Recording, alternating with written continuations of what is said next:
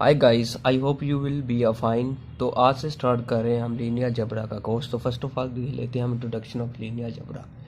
Linear algebra is the branch of mathematics which deal with the study of linear equation and linear function which are represent through matrix and vectors. अब सबसे पहले बात करते हैं branch की। जिस तरह हमारे पास कैलकुलस है, नंबर थ्योरी है, उसी तरह लीनियर अलजेब्रा भी मैथमेटिक्स की ब्रांच है। डील करती है किसके ज़रिए? डील करती है लीनियर इक्वेशन के ज़रिए और लीनियर फंक्शन के ज़रिए। अब हमारे पास लीनियर इक्वेशन और लीनियर फंक्शन तो आगे उनको रिप्रेजेंट करने के लिए हमारे पास कोई मेथड, कोई तरीका तो होना चाहिए। वो तरीका हमारे पास मैट्रिक्स और वेक्टर की सूरत में है। लीनियर इक्वेशन और लीनियर फंक्शन को रिप्रेजेंट करने के लिए जो हमारे पास मेथड, तरीका है, वो हमारे पास मैट्रिक्स और वेक्टर की सूरत में होता है। अब हम बात करते हैं लीनियर इक्वेशन पे। This is the form of linear equation ax plus B Y is equal to C. A B C any real number हो सकते हैं, इंटीजर कोई भी हो सकते हैं, जबकि x एंड y हमारे पास वेरिएबल ही होंगे। इसमें कंडीशन ये है कि आपके x और y दोनों नॉन ज़ीरो होने चाहिए। ना आपका x ज़ीरो होना चाहिए, ना y ज़ीरो होना चाहिए। अगर आपका x ज़ीरो हो गया तो x जब ज़ीरो के साथ मल्टीप्लाई होगा तो ये सारी टर्म ज़ीरो हो जाएगी, ये सारी टर्म ज़ीरो हो जाएगी। अगर y ज़ीरो हुआ तो ये सारी टर्म ज़ीरो हो जाएगी, ये तो लीनियर इक्वेशन बनेगी नहीं। अब हम इसको एक एग्जांपल के जरिए करते हैं। 2x plus 4y is equal to 30, 4x plus 3y is equal to 10। अब हमारे पास इसमें करना क्या होता है? हमने x कैंसिल करना होता है या फिर y कैंसिल करना होता है। ये मेथड एलिमिनेशन मेथड है। आगे हम इसको डिटेल में, इसके 2-3 टॉपिक हैं वो हम करेंगे, लेकिन इसका यहाँ पे हम ओवरव्यू लेते हैं बस।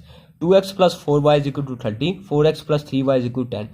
अब हमने चाहे x कैंसिल करवाना है चाहे y कैंसिल करवाना है, हमारी मर्जी है। अगर हम y कैंसिल करवाना चाहते हैं तो इस इक्वेशन को हम 3 के साथ मल्टीप्लाई करेंगे, इक्वेशन 1 को। इक्वेशन 2 को हम 4 के साथ मल्टीप्लाई करेंगे तो ये 12 हो जाएगा। इक्वेशन 1 में से 2 को माइनस करेंगे तो हमारे पास 12 कैंसिल हो जाएगा, माइनस हो जाएगा।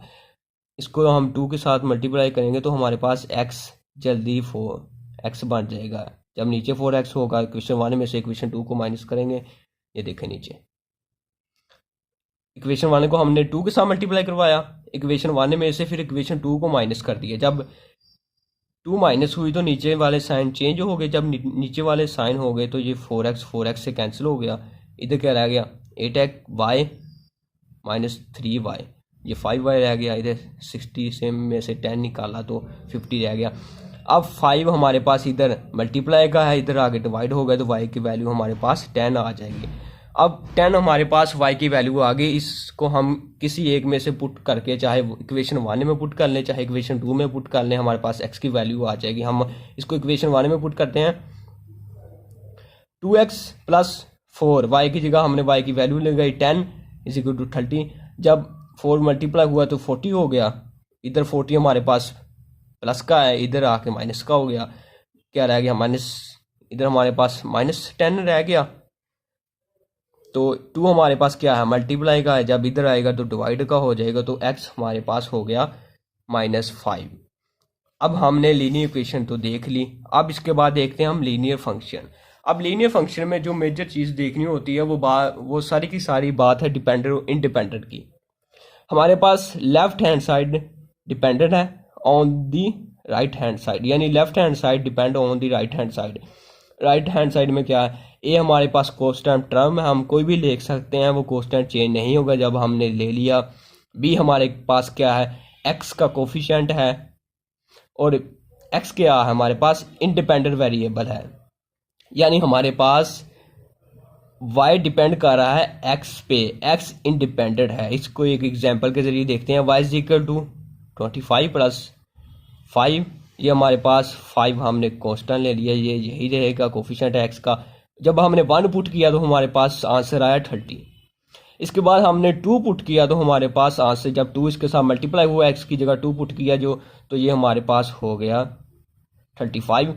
अब इस बार हमने x की जगह 5 पुट किया तो हमारे पास 25 प्लस 25 50, यानी हमारे पास y डिपेंडेंट है x के ऊपर, x इंडिपेंडेंट है। अब हमने लीनियर इक्वेशन और लीनियर फंक्शन की तो बात कर ली। अब हमने बात करनी है मैट्रिक्स की। मैट्रिक्स क्या हमारे पास, मैट्रिक्स हमारे पास है a matrix is a rectangular array of number in row and column. अच्छा, इससे भी आप सिंपल लेना चाहे तो आप ये कह सकते हैं combination of row and column is called a matrix. अब हमारे पास ये है, हमारे पास हमने मैट्रिक्स की शेप में, अब जो हमारे पास इस टर्म में होगी ये हमारे पास रो की टर्म होगी, राइट से लेफ्ट या फिर लेफ्ट से राइट, जो डाउन से अप होगी या फिर अप से डाउन, जो भी टर्म होगी हमारे पास वो हमारे पास कॉलम की सूरत में होगी। अब ये मैंने थोड़ा सा इसको रिप्रेजेंट करने की कोशिश की है। यह 3x3 मैट्रिक्स, इसमें क्या है 3 रो है और 3 कॉलम है। जो हमारे पास लेफ्ट टू राइट है ये हमारे पास रो है, ये डाउन से अप है या अप से डाउन है जो हमारे पास ब्लैक है ये हमारे पास रो कॉलम है, और जो रेड वाली हैं लाइनें ये हमारे पास रो है। ये था 3x3। अब हम 2x2 मैट्रिक्स लिखते हैं। ये हमारे पास 2x2 मैट्रिक्स है, इसमें हमारे पास ये क्या है रो है और ये भी रो है, ठीक है, और ये हमारे पास क्या है कॉलम है, ये भी कॉलम है, यानी ये है 2x2 मैट्रिक्स, 2x2 मैट्रिक्स। ये हमारे पास 2x2 मैट्रिक्स है, यानी मैट्रिक्स है रो और कॉलम का कॉम्बिनेशन। हमने किसकी बात कर ली, लीनियर क्वेश्चन की बात कर ली, लीनियर फंक्शन की बात कर ली, मैट्रिक्स की बात कर ली। अब हम वेक्टर की बात करते हैं। वेक्टर क्या चीज़ है आइए देखते हैं। एनी ऑब्जेक्ट आ क्वांटिटी, यानी कोई भी ऑब्जेक्ट या फिर क्वांटिटी जो मैग्नीट्यूड रखती हो and direction, having magnitude and direction, यानी कोई भी ऑब्जेक्ट आ क्वांटिटी जो मैग्नीट्यूड रखती हो डायरेक्शन रखती हो उसको हम वेक्टर कहते हैं। फॉर एग्जांपल हमारे पास हमने फोर्स लगाई 15 न्यूटन की। अब हमारे पास जो 15 है ये क्या हमारे पास मैग्नीट्यूड है।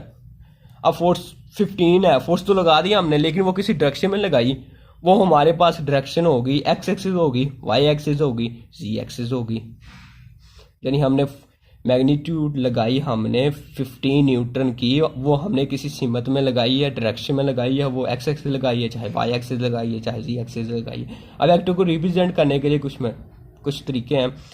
वेक्टर वी लिख के नीचे अंडरलाइन कर देते हैं, वी के ऊपर ये डॉट लगा देते हैं, वी के ऊपर रो का निशान लगा देते हैं और वी को बोल्ड कर देते हैं। अब वेक्टर की कुछ एप्लीकेशन है, वैसे तो रो वेक्टर के 3-4 टॉपिक हैं, आगे हम ऐसे कवर करेंगे, लेकिन इसकी हम सिंपल एप्लीकेशन देखते हैं कुछ। वेक्टर इन प्लेन, जब भी वेक्टर इन प्लेन में होगा तो वेक्टर 2D होगा हमेशा, एक्स एंड वाई की सीमत में हो, एक्स एंड वाई की सीमत में।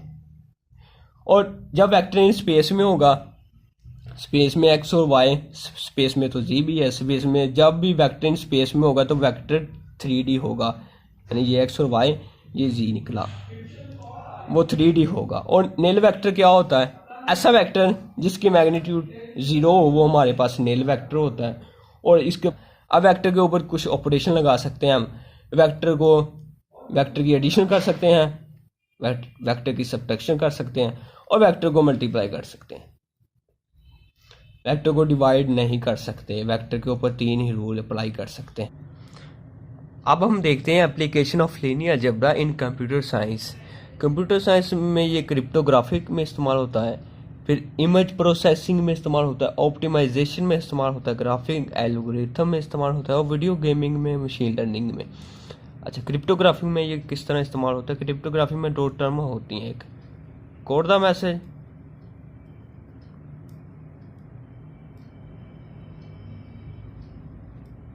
And decode the message. अब कोड द मैसेज में किस तरह इस्तेमाल होती है कि एक स्टैंडर्ड स्कीम ले लेते हैं और एक मैट्रिक्स होता है आपके पास।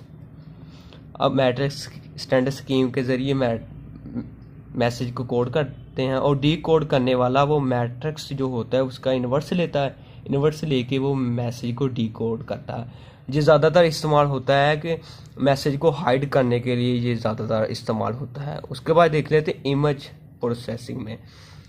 अब इमेज कैमरे से कैचअप करते हैं, वो इमेज मेमोरी में किस तरह स्टोर होती है, वो होती है 0 वन वो बिट की फॉर्म में स्टोर होती है, बिट की फॉर्म में।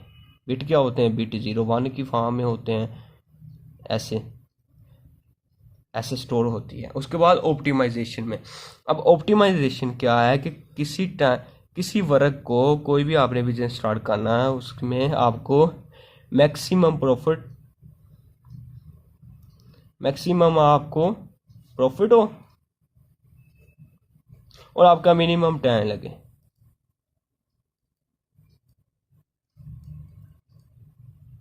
यानी ऑप्टिमाइज करना किसी काम को मैक्सिमम प्रॉफिट के साथ और मिनिमम टाइम के अंदर अंदर। उसके बाद ग्राफ एल्गोरिथम इस्तेमाल होता है मशीन लर्निंग में और वीडियो गेमिंग में। वीडियो गेमिंग में ये कैसे इस्तेमाल होता है कि आपने कोई गेम खेलनी है, वो कार है, अब कार की कोई मैग्नीट्यूड होगी, कार की कोई स्पीड होगी, वो मैग्नीट्यूड होगी, कार की कोई डायरेक्शन होगी, किधर को जा रही है, लेफ्ट की मूव हो रही है, राइट मूव हो रही है, इस तरह वो वीडियो गेमिंग में इस्तेमाल होती है। आई होप कि आपको introduction of linear algebra understand होगा। अगर आप चैनल पर नए हैं तो चैनल को सब्सक्राइब करें, वीडियो अच्छी लगी हो तो वीडियो को लाइक करें, कमेंट करें, दोस्तों के साथ शेयर करें।